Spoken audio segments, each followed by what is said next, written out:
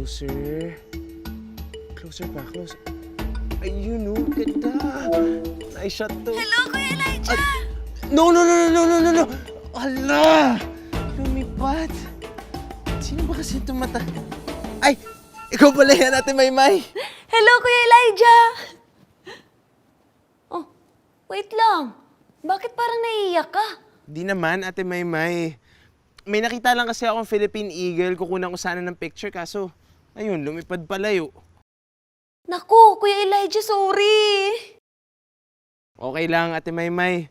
May ilan-ilan pa naman sa population nila ang makikita dito. Oo nga pala, Kuya Elijah.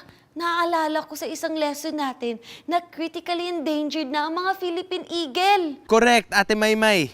Kaya, importante na paramihin natin sila. Dahil alam nyo ba na ang population ay mahalaga? Sila kasi ang magtutulong-tulong para palaguin ang isang ecosystem. Pero, may downside din ang pagpaparami. Lalo na kapag sobra. Kapag tumaas ang population density o bilang ng species sa isang area, magkakaroon ng kompetisyon sa pagkuha ng resources. Kapag masyado namang mababa ang population density, maaaring masayang ang resources at hindi lumago ang ecosystem. Oh, ganun pala yun. Kaya dapat, no, balanced lang. Tama ka dyan, Ate Maymay. Dahil pag balanse ang lahat, maayos na magtutuloy-tuloy ang takbo ng buhay ng mga organism sa isang ecosystem. Kuya Elijah, lagi po bang may masamang epekto ang pagtaas ng population sa isang lugar? Hindi naman, Ate Maymay.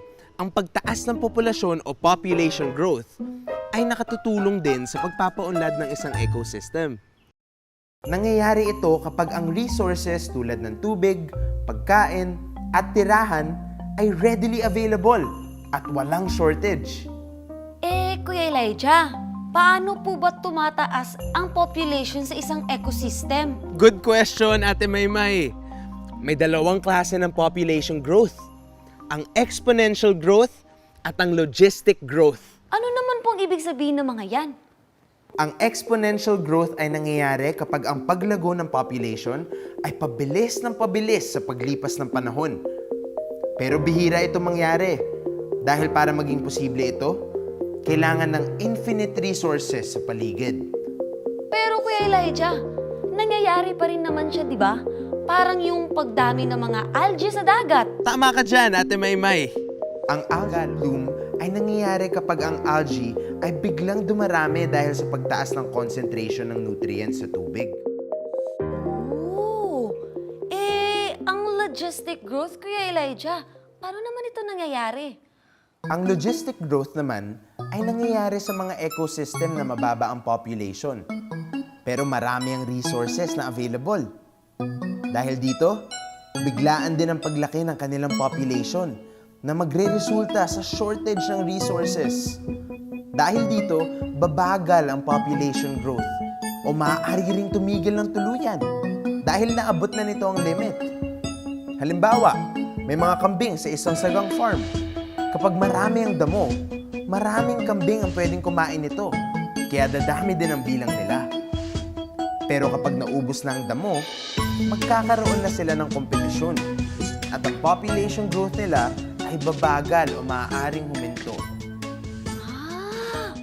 Ganun pala yun mga BFF! Malaking factor pala talaga ang resources sa pagbaba o pagtaas ng population. Tama! Ito pa ang isang example. BFFs, isipin ninyo na ang balde na ito ay isang ecosystem. At ang tubig naman ay ang mga bilang ng organism na nakatira dito. Kapag dumami masyado ang tubig, hindi na ito masusuportahan ng balde.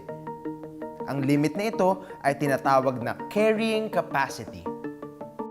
At tandaan, BFFs, mahalaga na hindi lalagpas ang laki ng population sa carrying capacity nito. Kuya Elijah, parang ito pala yung nangyari sa fruits ko kanina. Naku, nakakaya. Dahil hindi balanse, umapaw at natapon. Natapa pa ako.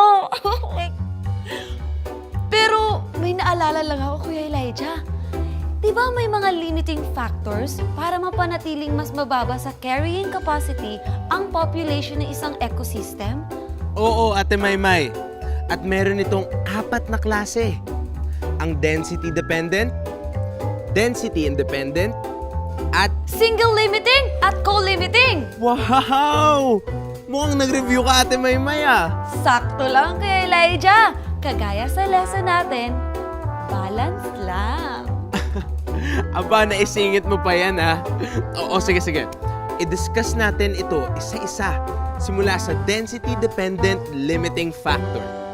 Ito ay limiting factor na dumedepende sa dami ng organism sa isang ecosystem.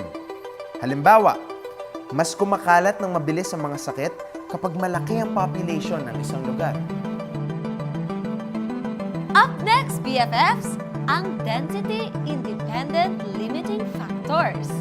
Ito naman ang limiting factor na hindi bumabase sa dami ng population sa isang lugar. Halimbawa, ang mga nangyayaring catastrophic events sa ating ecosystem, tulad ng lindol, pagputok ng bulkan, at pagbagsak ng meteor sa ating mundo.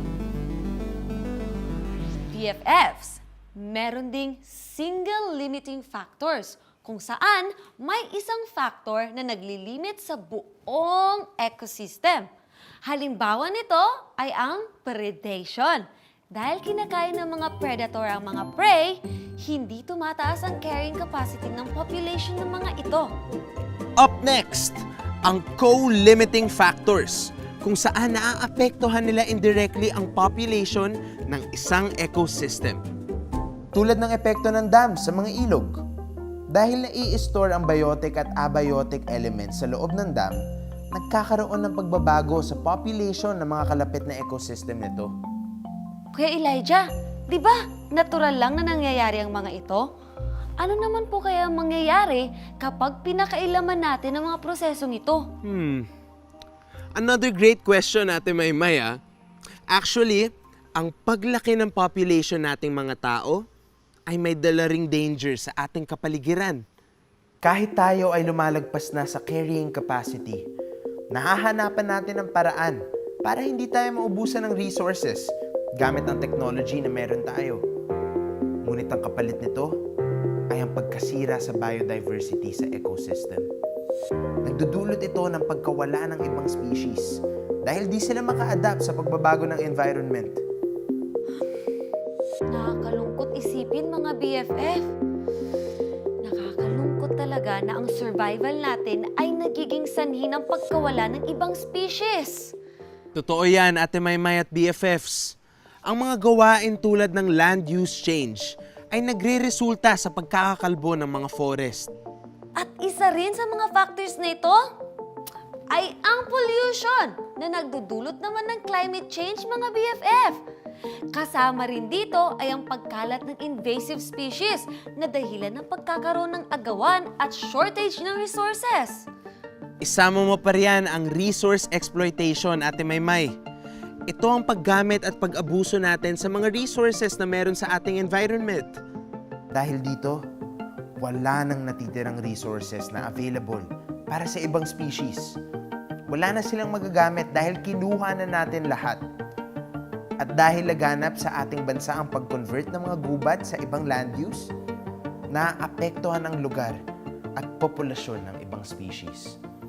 Kung patuloy itong mangyayari, maaari silang maubos at maaapektuhan ang balanse ng ating ecosystem. Grabe, Kuya Elijah! Ang dami pala nating nagagawa na nakakapahamak sa ating environment. Naku, Kuya, ano po bang pwede namin i-contribute para po mapanatili ang balance sa ating ecosystem? Isa sa mga bagay na magagawa natin, kahit sa munting paraan lamang, ay ang pagko-conserve ng ating mga resources. Pag ginamit natin ng tama ang ating resources, hindi natin kailangan makiagaw sa ibang species. Sa ganoong paraan, lahat tayo ay may sapat na makukuha para sa ating mga pangangailangan. BFFs, ngayon na may idea na tayo kung paano makakatulong sa ating environment, i-share din natin ito sa iba para sama-sama tayo sa pagtulong kay Mother Nature. Tama yan, Ate Maymay at BFFs. Maliit man o malaki man ang ating efforts, may maitutulong pa rin ito para sa ating biodiversity at ecosystems. Thank you sa pagtuturo at pag-inspire sa aming tulungan ang ating kalikasan, Kuya Elijah. Saludo kaming mga BFF natin sa'yo. Oh, walang anuman, Ate Maymay at BFFs. I'm always ready to help, lalo na para kay Mother Nature. Ah, ayun na siya. Hanggang sa susunod, Kuya Elijah. See you! See you, Ate Maymay at BFFs!